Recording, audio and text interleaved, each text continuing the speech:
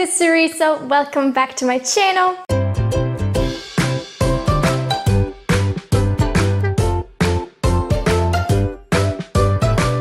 So I know technically it's been spring for about a month already, but honestly, the weather here in Austria does not really match up with the official calendar. Until recently, it's still been very cold and like gross outside, and to be honest, today it kind of is like that, but we have had some more spring sunny days in recent weeks that have put me in a really big like spring themed reading mood. Not necessarily spring themed, but we all know the kind of books we gravitate towards in spring are a little different, at least in my case they are. I tend to read more contemporary, more lighthearted things, more books that include romance, quicker reads, things like that. So if you're like me and you're also looking for some cute, fun, entertaining, easy reads to pick up in the coming months, then keep watching because I'm about to recommend you some. The first book you've probably seen on absolutely everybody's channels recently because ever since it came out, there's been such a buzz, such a hype around it, and to be honest, in my opinion, it is totally deserved. That is Daisy Jones and the Six by Taylor Jenkins Reid. This is a fiction novel set in the 1970s following the fictional band called Daisy Jones and the Six, how they came together, how they ended up breaking apart, and all the issues that they had to face during their career, the relationships and the relationship drama that occurred within the group and stuff like that. It is entirely written in interview format, which I think lends itself wonderfully to an audiobook. I have not listened to it, but if you're into audiobooks, I'm sure this would be a good candidate to check out for that. What I really enjoyed about this book is that it's such a quick and entertaining read. I love following the story of this band and all the behind the scenes glimpses that we got into their lives. I am not the biggest like music fan. I like listening to music, but I don't really care who it's by. I don't really care about the people that much, but I do kind of care about celebrities and celebrity stories, and I like watching documentaries of like old like Hollywood stars or rock stars that like reached unbelievable levels of fame for some reason and kind of finding out what went into that. And this book reminded me a little bit of that.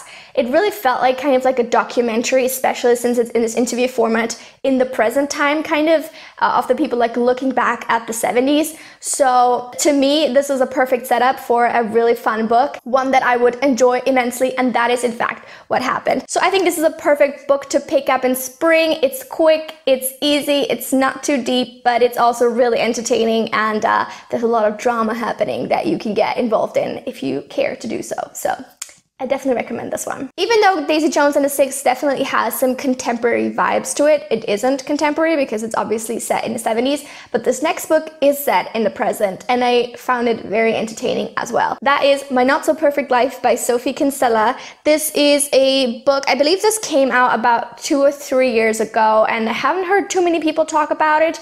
I think it's not something that's going to be appealing to everybody, and I think especially also in my case, you have to be in a very specific mood to fully enjoy it, because if you've read like one Sophie Kinsella book, to be honest, you've probably read them all, and especially if you read her older things and really enjoyed them. I don't know if her newer things are gonna be so much up your alley anymore. I don't know. Apart from this one, I haven't read anything of her like more recent releases, so I can't tell. But this book ended up quite positively surprising me after all, because I ended up just picking it up in the perfect mood and, fully knowing that it's not the book with the most literary merit. I ended up really enjoying it. This book follows a young woman living in London, but who's originally from the countryside, and living in London has always been her dream because she's kind of built it up in her mind, this sort of glamorous life in the big city, and she ends up at a low-level marketing job, kind of struggling a lot with paying rent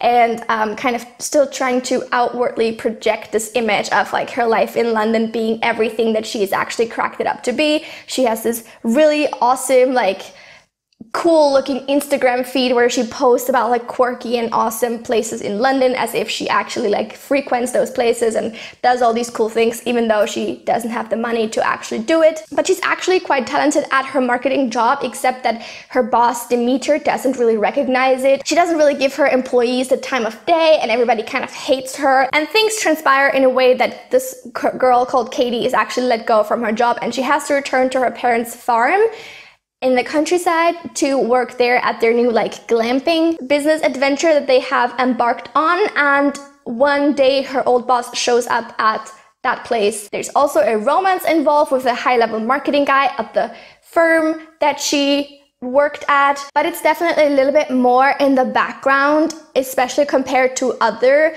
Sophie Kinsella books. I kind of actually like that about this one, because the romance is there and it's a big part of it, but it's not everything. It's kind of more about Katie and her relationship with her boss, like the issues that they have, and then eventually kind of coming to the conclusion that not everybody is living the life that they portray to be living. And, you know, I think that's a very timely message. Obviously, living in this age of social media, this is constantly a topic of discussion, and I just really enjoyed this, to be honest. Like, it's not trying to be super deep, but it does have some important messages. So yeah, I think this book has a lot of great things going for it. It's definitely a little bit on the generic side, and especially if you've read Sophie Kinsella before, as I said, this won't be super new to you, but I think if it is already on your TBR and you're kind of wondering if you should pick it up, now might be a good time to give it a try. My next book is actually quite a bit different, because this is actually a YA mystery thriller novel. But while I think adult thrillers are best read in like the fall, around October, Halloween, that type of thing,